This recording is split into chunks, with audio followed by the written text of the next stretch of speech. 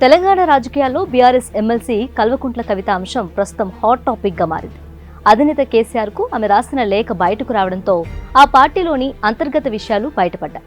మరీ ముఖ్యంగా top leaders మధ్య కోల్డ్ వార్ నడుస్తుందనే వాదన తెర మీదకు వచ్చింది. తాజాగా ఈ విషయంలో మరిన్ని సంచలన వ్యాఖ్యలు చేశారు కవిత. మీడియాతో నిర్వహించిన చిట్చాట్లో ఆమె మాట్లాడుతూ తన తండ్రి కేసీఆర్ కు తాను రాసిన లేఖను లీక్ చేసిందెవరో చెప్పాలని డిమాండ్ చేశారు. అంతేకాదు తనపై వస్తున్న తప్పుడు ఆరోపణలను పార్టీ ఎందుకు ఖండించడం లేదని కవిత నిలదీశారు. తన జోలికొస్తే బాగుండదని, తాను అసలే మంచిదాన్ని కాదని స్ట్రాంగ్ వార్నింగ్ ఇచ్చారు.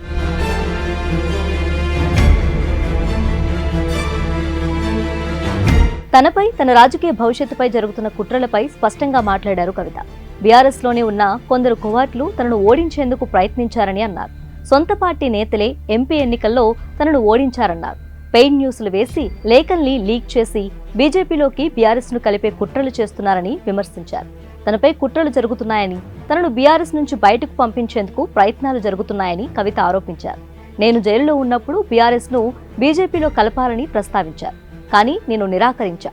ఇప్పుడు నన్ను కేసీఆర్ కు దూరం చేయాలనే కుట్రలు జరుగుతున్నాయి అని సంచలనానికి తెరతీశారు కవిత.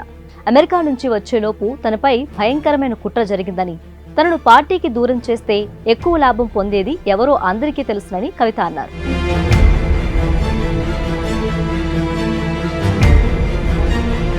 పార్టీ వర్కింగ్ ప్రెసిడెంట్ కేటీఆర్ ను టార్గెట్ గా చేసుకునే కవిత ఈ కామెంట్స్ చేశారని టాక్ నడుస్తుంది.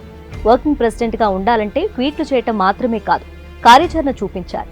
పార్టీ నడిపించే సత్తా మీకు లేదని నన్ను తప్పుబడుతున్నారు వారు, ముందుగా వాళ్ళు ఏం చేశారో చెప్పాలి అంటూ తీవ్రంగా ధ్వజమెత్తారు కవిత. నా మీద పడి ఏడిస్తే ఏం వస్తుంది, ఆడబిడ్డ మీద ఏంటి మీ ప్రతాపం అంటూ ప్రశ్నించారు.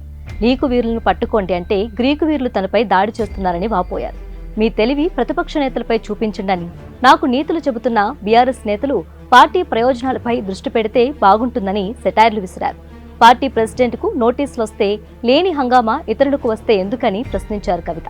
కేసీఆర్ కు నోటీసులు ఇచ్చినప్పుడు ఊరూరా నిరసన చేయాల్సింది కదా, ఆ పని ఎందుకు చేయలేదని నిలదీశారు.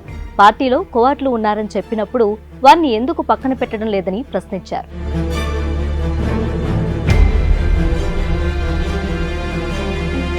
కేసీఆర్ ను మేమే నడిపిస్తున్నామని కొందరు కార్టూన్లు వేసుకుని చెప్పుకుంటున్నారని, కేసీఆర్ ను నడిపించేంత పెద్దవాళ్లా మీరని ప్రశ్నించారు.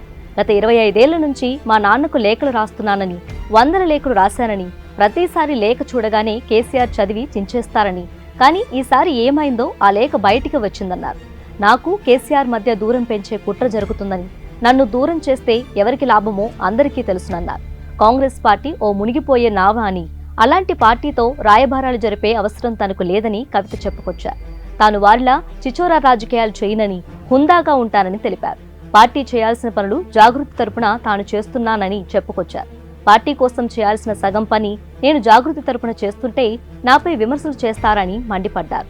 ఉద్యమ సమయంలో కడుపులో బిడ్డను పెట్టుకుని ఊరూరా తిరిగానని, తెలంగాణ తల్లి విగ్రహాన్ని మారిస్తే ఈ బీఆర్ఎస్ ఏం చేసిందని ప్రశ్నించారు. బీఆర్ఎస్ లో ఒకే ఒక్క నాయకుడు కేసీఆర్ మాత్రమే అని, తనకు ఇంకెవరూ నాయకులు లేరని, తాను ఎవరి నాయకత్వంలో పని చేయబోనని, కేసీఆర్ నాయకత్వంలో పనిచేస్తానని పరోక్షంగా కేటీఆర్ నాయకత్వంపై తన వ్యతిరేకతను ప్రకటించారు.